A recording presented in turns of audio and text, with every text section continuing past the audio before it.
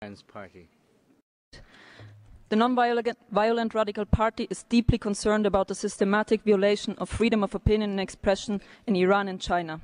These two countries are spearheading the list of imprisoned journalists worldwide, with at least 34 journalists jailed on December 1st, 2010, according to a recent report released by the Committee to Protect Journalists.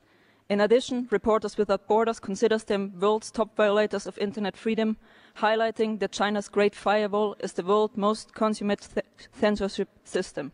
Since the protest following the June 2009 presidential elections, the Iranian government is sustaining a widespread crackdown on journalists and press. Dozens of critical reporters have been detained since then.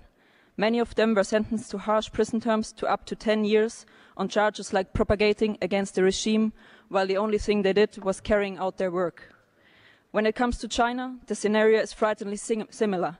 Authorities are cracking down on journalists, jailing especially ethnic press like Uyghur and Tibetan journalists for exercising their right to freedom of expression.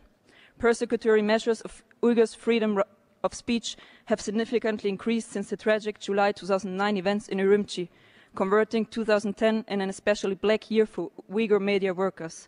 Nearly a dozen Uyghur journalists, blogger and website staffs, among them Khairet Nias, Gulmire Emin, Mehmetjan Abdullah, Dilshad Perhat and Tursunjan Hesim, have been sentenced to harsh prison terms, including life imprisonment, in closed and unfair trials.